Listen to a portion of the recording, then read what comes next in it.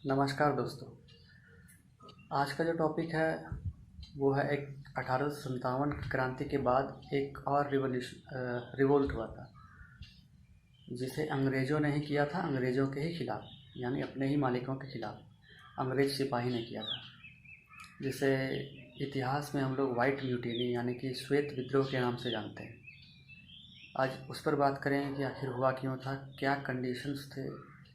देखिए, उस ज़माने में अंग्रेज़ अपने आप को बहुत ही डिसिप्लिन्ड बोलते थे, ख़ास करके अपने सिपाहियों को। वो ऐसा मानते थे कि उनके जो सिपाही हैं वो कभी विद्रोह नहीं करेंगे, चाहे वो इंडियन मूल के सिपाही हो अंग्रेज़ी सेना में भर्ती, या अंग्रेज़ खुद हो अंग्रेज़ी सेना में भर्ती। लेकिन 1857 में विद्रोह हुआ था, हिंदुस्तान वालों ने किया था। उसके बाद 1861 की बात है जब ये श्वेत विद्रोह हुआ था। तो आखिर ये हुआ क्यों था? ऐसा बोला जाता है कि जब 1857 का विद्रोह हुआ, उसके बाद से अंग्रेज़ों का कंपनी शासन बंद हो गया भारत में। सीधे सीधे ऐसे ओवरटेक कर लिया, वहाँ की जो महारानी थी उसके अंतर्गत आ गया, ब्रिटेन के महारानी के अंतर्गत आ गया यहाँ का शासन। इंडिया का कंपनी शासन ख़त्म हो गया, कंपनी बस बिजनेस के लिए रह गई। उसे यहाँ खुद से रूल नहीं करना था, ना आर्मी रखनी थी, न किले बनाना था, और कुछ भी नहीं। तो हुआ यूँ था कि जब 1857 के विद्रोह के बाद 1858 का चार्टर एक्ट आया, गवर्नमेंट ऑफ इंडिया एक्ट आया। उसमें ये बोला गया कि अब यहाँ कंपनी शासन नहीं चलेगी इंडिया में, अब सीधा ब्रिटिश क्राउन के अंडर में आ जाएगा इंडिया। वहाँ की महारानी जो थी उसके अंडर में आ गया। तो उसके बाद से इंडिया में दो टाइप का सैनिक हो गए, एक कंपनी के अपने सैनिक थे और एक ब्रिटिश क्राउन के सैनिक। तो कंपनी वाले सैनिक 1861 तक रहे, उसके बाद से एबॉलिश कर दिया था, ख़त्म कर दिया गया था। तो जैसे ही 1861 में कंपनी के सैनिकों को एबॉलिश किया गया, उसके बाद उन्हें शामिल कर दिया गया ब्रिटिश क्राउन के सैनिकों में। तो दोनों में एक डिफरेंस था।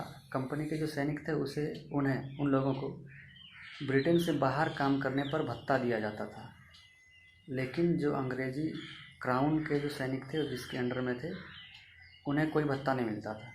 तो 1861 में जितने भी जो कंपनी के सैनिक थे उन्हें क्राउन के सैनिक में ट्रांसफ़र किया गया और भत्ता बंद कर दिया गया, जिसके कारण उन लोगों ने विद्रोह किया अपने ही सरकार के खिलाफ, अपने ही मालिकों के खिलाफ। उनका कहना था कि अगर हम ब्रिटेन से बाहर कहीं भी पोस्टिंग हमारी होगी तो हमें भत्ता चाहिए।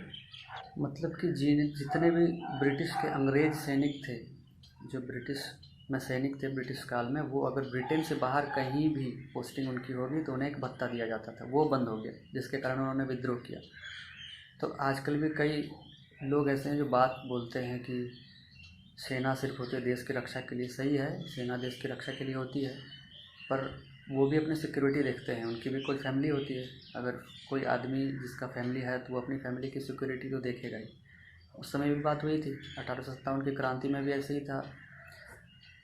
उस समय भी इंडिया के जो सैनिक थे उन्हें अफ़गानिस्तान के पोस्टिंग पर भत्ता नहीं दिया जा रहा था, बंद कर दिया गया था, जिसके कारण एक वो भी रीज़न था। बाकी बहुत सारे रीज़न तो थे ही 57 की क्रांति की, वो तो सबको पता है। एक भत्ता वाला रीज़न था उस समय भी। बाद में अंग्रेज़ों के सैनिकों ने खुद अंग्रेज़ों के खिलाफ ही विद्रोह किया, जिसे श्वेत विद्रोह, वाइट म्यूटिनी कहते हैं। उसमें भी भत्ता ही मेन था, भत्ता देना बंद कर दिया गया, जिसके कारण उन्होंने विद्रोह किया। बाद में अंग्रेज़ी सरकार को, अंग्रेज़ी पार्लियामेंट को ये बात मानना पड़ा कि ठीक है, इनकी बात मान ली जाएगी।